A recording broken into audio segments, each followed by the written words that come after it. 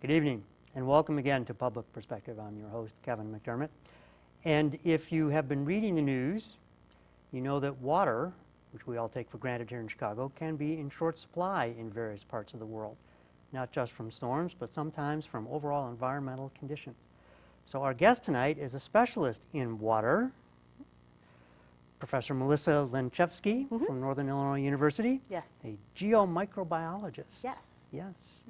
Just returned from Cambodia, a place where water is an issue, isn't it? Yeah, we too take it so much for granted. And when you travel around the world and you see how people have to live and what they have to do in order to obtain even dirty water, just to be able to drink, and what they have to survive, it's amazing. And how we handle our sewage, how we handle our lives, we really do live in a wonderful country. And that hasn't always been the case, even here in Chicago. You know, we've talked about this in the past, but reversing the flow of the Chicago River decades ago, was that a century ago? Yeah. And sending the effluent down the Mississippi to make it up someone else's problem, not ours, but preventing it from going into Lake Michigan. And we actually have pretty clean water here in Chicago, right? You can turn on the tap, or in the suburbs it's groundwater, but even that is pretty clean, right? Oh yeah, I mean, I have no problems drinking tap water. I always do. I always insist, even here, I've insisted that I drink tap water. We live in a country where it is tested, it's regulated, we know what's inside of our water, and we provide clean drinking water for everyone. It's almost a human right that we should be able to have access to clean drinking water. But that's not true everywhere in the world, is it? Oh, no, very, yeah. One of the things I'm very lucky about is recently my research has taken me to Southeast Asia, where they are just starting to realize what they need to do in order to get clean drinking water, and people and how they're living, and they just haven't had the time to be able to test what's in their water, so they don't even know what their problems are, how do they deal with the issues, and just knowing about it. It's one of the things that I've been doing. Well, I was going to say, how could people not know what it takes to get clean water? But Southeast Asia has been disrupted by wars and other forms of political disruption for decades, much of the 20th century, in fact. So I can understand why they might not have had the resources, time, or expertise to take a look at this subject. So what brought you there now? What specifically were you looking at, and why did you choose Southeast Asia? Well, one of the reasons is that Northern Illinois University, we have the Center for Southeast Asian Studies. It's been around for 50 years. We were one of the first schools that had the Peace Corps. And so we were working in Southeast Asia for a very long period of time. Faculty members at the university, we speak almost every language. We teach every language that's there. They work on their cultural, the anthropology, the art from that parts of the world. Politically, if you go to like Indonesia right now, we bring so many Indonesians to NIU every year for political science that when they go back to their country, they start to become mayors, running the governments for the country. And so they've all been trained at NIU. And so it's great when we go to places around the world, we are actually known, NIU is, in the Chicagoland area, for what we've been doing over there. So when I was talking to the people who run our Center for Southeast Asian Studies, when they go over there, we want to bring American politics. We want to learn about their art and their culture. We say, well, what do you want to learn from us? And they always are saying about our environment. We're worried about our environment. We're worried about our water. We're worried about deforestation. We're worried about how do we deal with our sewage? What's the environmental problems that we're having here? What public health issues do we have from babies getting sick, and what do we do? And so they approached me as the director for the Institute for the Study of the Environment, Sustainability, and Energy, and said, would you be interested in seeing what the problems are in Southeast Asia, so that we can start doing more research over there and bring in more faculty members. So it was already a relationship. So a lot of the universities over in Southeast Asia, NIU has memorandums of understanding so that we're supposed to work together. On a variety of subjects. Oh, right? a variety not of just water. No, and the not just environment. water or art or it's everything. We're supposed to jointly work together for research. It's kind of nice to think about that level of cooperation with an area where we used to be at war with them not that long ago. Yeah, and especially places like Cambodia. One of the reasons that I really wanted to start working in Cambodia was that most of their population is under the age of 40 or around 40 years of age. Most of the professors who are at the university are my age or younger. The deans, they don't have the older population that were killed off during the Khmer Rouge time. And so they did not have a lot of that knowledge that, you know, most of us have. We learn from our predecessors. We build upon that science that's there. Our medicine, we learn from people who are doing medicine. But during that time period with the Khmer Rouge, they killed off everybody with an education. If you had soft hands, you were just killed off. They got rid of everybody with any sort of an education. And so I wanted to go in there and start to train people in different areas. So really it's re-educating an entirely new generation who doesn't have mentors locally, right, because those people are all gone. So you went there and you found some, I think, I won't, hesitant to use the word appalling, but not promising conditions, right? You found some things that looked very troublesome. Oh yeah, part of what our research project is to focus on the city of Phnom Penh, which is the capital. So I brought some slides with me so that people can remember where parts of the world are. So actually, speaking of that, let's see if we can bring some of that up. See if we can get a map of the country, just because people think Cambodia, yeah, is that like west of Iowa? Yeah, exactly. Where is that? I've heard of that country. Where is it? Yeah. So one of the graphics that you'll see on the screen right now is where is Cambodia in relationship to, say, like Vietnam. It's just to the west of it. It's over by Thailand, and it does have a coast on there, but it is kind of a landlocked country. It's got, and so it became very important, especially during the Vietnam War with the Ho Chi Minh Trail, that part of the world. And so I just wanted to show you that. And then I should point out that the U.S. did in fact invade Cambodia during the war in Vietnam. So yes, we have a little bit of a history with the country. Yes, and this leads into their history and why we're at where we are today. The next slide has I'm not sure how well this was going to work out, but this is a Google Earth image of the actual city of Phnom Penh. So it's located kind of sparse. I mean, I think of cities as being very highly concentrated, it's very dense highly. areas. It is. This doesn't make it seem that way, but this is a town of about 1.2 million people. That's not a town anymore. No, that's a major city. It's a major city. Right. So we have the Mekong River on the west side of the map over there. You can see the river over there. The Mekong River crosses multiple countries. It goes from China, Myanmar, Thailand, through Laos, and it forms the border also, and it ends up in Vietnam. And so there's many issues, especially with that river. That river right there, what happens is that it's getting dammed up in other countries, so the water's stopping to be, less flow to go. Kind of like we do with the Rio Grande. We're putting up all these borders into the up on it, and so what it's stopping is the flow there's a lake in the center of Cambodia, and what happens is the Mekong River starts to flood. It rises level, it reverses flow, and then it fills this lake in the center of the country. Because of the dams? The dams cause it No, to not the reverse dams flow? originally. This is how the natural hydrologic cycle is supposed to work. Is the Mekong River comes up high, it then reverses the flow of the rivers into this lake in the center of Cambodia, flooding the area, bringing fish and nutrients to this farmlands.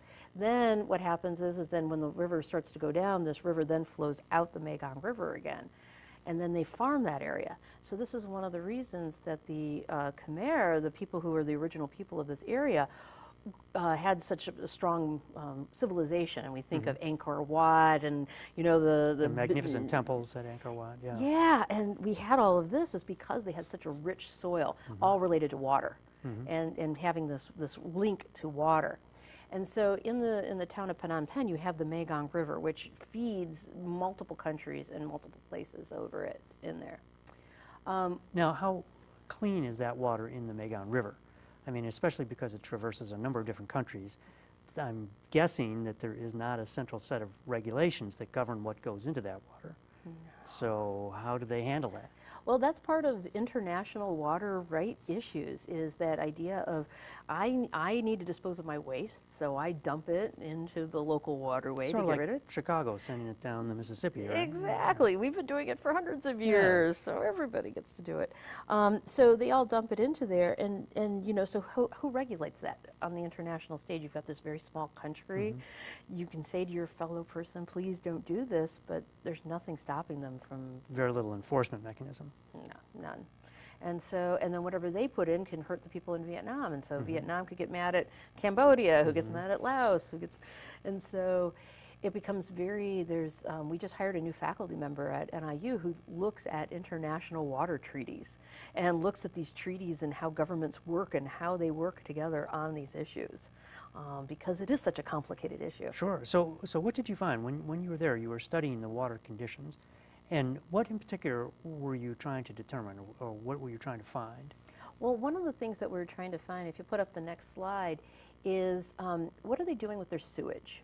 So when we think of sewage in the United States, it all goes into a pipe. If we think about it at all. Right? Yeah, most people don't like to think about that Yes. part of their Yeah, right. Of the cycle, the right. cycle.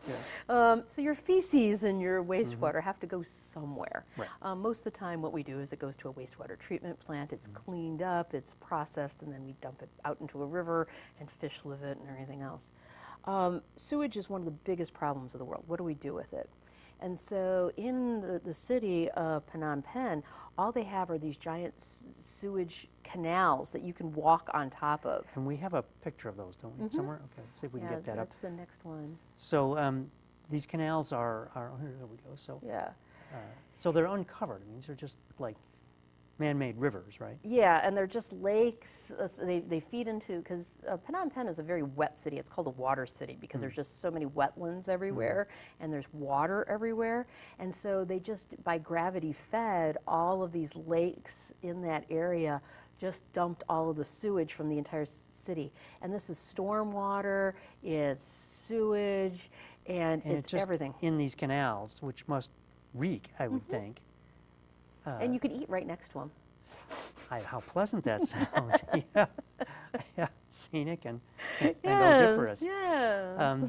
Yeah, so this must be a concern to the city, right? I mean, this has to be a disease-producing area, right? I mean, Right. these canals have to be literally cesspools, right? Yeah, they're cesspools. They're raw sewage just running down where your home is. You walk across them to go to work. You're eating right next to them, and this is part of the problem. And no one's fixing this problem. They don't have an idea of what to do with it. But they recognize that it's a problem, or Not really. They don't know what else to do. Okay. Yeah. So this is part of the problem, is they don't know what's in the cesspools, what's in these rivers, what public health could be coming from this, how does this impact people? Or public non-health. Yeah, I mean, you know. Right now what happens in the city of Phnom Penh and the southern part of the city, they have this giant lake that is a wetland. It's called Tom Pum Lake, and what it is all of the sewage from the entire city drains into this giant wetland. Ooh. So Yeah, gives me a new feeling about what wetlands might be. yes, it's wet. Don't step in them. No, they are very. So there's, and if you want to show the next one, it's this giant lake, and it looks really pretty. So I'd put up, I just show people pictures of it, and they're like, "Oh, that looks really pleasant and nice, and look how pretty this is." That water there is raw sewage. Ooh, and there are boats traversing that raw sewage. Yeah, and what else do you notice about the pictures? Why they have these boats is what they're doing is they're actually doing agriculture on top of that water. Well, I'm sure there are lots of nutrients in that water. Yes, right? yeah, that is true. Yeah. There's a lot of organics Yeah, and yeah. nitrates and phosphates, Yeah. and plants grow great. So do insects and bugs and mosquitoes and can disease. you actually eat the plants that grow there? I assume they do, so. Yeah, they eat them. I stay far, far away. Those of us from Western culture would probably not do well eating that stuff. No, there's one of the plants, it's called morning glory. It's not like related to our morning glories at all. For some reason they call it morning glory, but they have a soup over there they call morning glory soup, and everybody loves it. It's like a standard soup everybody eats. And it's made from one of the plants that grows on these mats. So they put basically a bamboo mat out, and then they plant these plants, and the very, very poor of society basically lives on the edge of the sewage lake. They do agriculture on this lake. So they go out and they spend what little money they have to buy these bamboo mats, then to grow these plants, and then try to harvest these plants and bundle them up for a few cents in order to be able to make enough money to be able to just buy a little bit of food for themselves. And so there's this whole culture of people just living, just subsistence living off of this. Literally on the edge. Yeah. Very much. There's one area that I was shocked when we drove down it. It was a road because the people want to live where they're working at on these lakes. And so it is literally all a construction debris. They're building homes on plastics and all of the stuff that comes from construction. Just imagine being in a landfill with construction debris, and they're building homes on top of it. And that's their home. It's not like their little shack that they use to go for fishing, or they're going using this. No, this is their permanent home. It would have to be, I would think, geologically very unstable. Very. I mean, they don't have any access to water or electricity out in any of these homes. So some of them put in wells, that the wells are then contaminated with all the stuff from the lakes that's in there. But that's their only source of water, because they don't have the money to be able to afford the expensive bottled water. They are eking out this living and trying to live off of those lakes, and just the diseases that they talk about. And just trying to like eke out an existence, and this is the only place they can go. A lot of these people are from the countryside, and they have no money out there. They're trying to make it, so they live on these lakes. The other people that do, when they try to get out of poverty, what they'll do is they'll send their girls to our garment factories, where they can make a few extra dollars by working in sweatshops in horrible conditions, so that we can have cheap clothing at a lot of stores. That's an entirely different show that Yes. we conduct on Yes. that, right? So, So how about the wealthy? I mean, every country has its share of wealthy people. What do they do? Where do they get their water? Where do they get their food? So a lot of their food, they get their water from groundwater from a different source from the northern part of the city. So before it goes through everything, they're getting their water from Far away clean- from the lake, right? Yes, clean water. Their food is being brought in and sanitized and cleaned and boiled, so they're not having to buy the super poor, the food that the poor have to eat, that are just growing it out on these lakes. So this is a massive public health crisis that's going on, and has been going on, I'm sure, for decades, right? Yes. So when you go over there, what influence do you have, or are you able to get a message across that there are solutions? Well, first of all, there must be solutions, but I want to check. Are there solutions to this that could be put in place? And if so, how does one muster the political will to make it happen? So one thing that we try to do is we work with the local universities. Like we started off the show talking about, one of my goals is to train the next generation there. So what we do is we work with the local universities to at least give them the skills to even find out what the problem is. You can't solve a problem if you don't know what it is. Right. That's step number one. Okay, let's identify what the problem is so that we can then fix it. So we're giving them the skills, training them on how to do water sampling, how to do the collections, how to test for it, how to analyze the water, figure out what the main problems are that are there. Then what we do is publish it. You say that, but the way you've described it, I think, well, isn't it obvious? Don't people know what these problems are? Can't they see and smell them every day? So there's obvious problems, like you said, like the sewage. Right. Okay, so we're going to talk feces. Okay, well, we know that there's E. coli in that water. Right. Okay, well, but is that the only problem? So we can solve the problem for E. coli, which is a disease-causing bacteria. But what happens if, when you try to solve one problem, you're not treating what really is killing the people? Is there arsenic in the water? You can't smell arsenic. Right. You can't taste arsenic that could be in the water. If you put up the next slide, one of the other things that they have inside of this water is because they're putting these plants, they're trying to grow it on there, they're putting so much pesticides, they don't even know what pesticides they're putting out on there. They go to the store and somebody goes, hey, so this was just that one family's, what they put on almost every day onto their field. They don't even know what it is. They don't know what's in these They packets. just go buy it because someone Said, put mix this together. Put this on your crops and you'll be good. Yeah, and so they have to put more and more of it. They don't even know what chemicals. They mix it all by hand. They're constantly spraying it. Each person is using a different cocktail of horrible pesticides and herbicides. And what is this? Is this stuff that's even legal in the United States? Oh, no. A lot of this stuff is all coming, a lot of it's coming from Vietnam and other countries that will be selling it to anybody who will buy it. So a lot of this stuff is banned around the rest of the world. And so how would, no one's ever identified that as a problem in this water and as a public health problem. So yeah, we know the feces is a problem. Yeah, we know E. coli, but we also have all these pesticides, herbicides. In some unmeasured or maybe unmeasurable cocktail, right? Right. Okay, so these are the kinds of things that the researchers have to be able to go out, the local researchers in particular, have to be able to go out and figure out, okay, what are all the problems we're facing? And then since... Yeah, and one of the other problems that we're also working on is, so one of the skills that they don't have, which is we do a lot of computer modeling for groundwater flow. So right now what they're doing is they dump all the sewage into that lake, right? Well, the property, it's actually, Phnom Penh is growing so much and they're running out of land, so where do they want to develop next? There's this beautiful area just south of town that doesn't have anybody living on it, so let's develop it. So what they're doing right now is they're pumping sand in from the Mekong River and they're filling in these wetlands. Ah, but the wetlands help to filter the water. Yes, we've discovered that here in the United States, haven't we? Yeah. Yeah, so and what happens when you fill in wetlands? We know this from Chicago. Floods. Yes. And so when you're using your wetlands to treat all of your waste and you're filling them in, what's going to happen? So in their long-term plan is they're doing all this massive development in the southern part. They're just, and I've got pictures showing over the last 10 years, just them, they put a road in, they're filling it up with sand, but they haven't put in a wastewater treatment plant yet.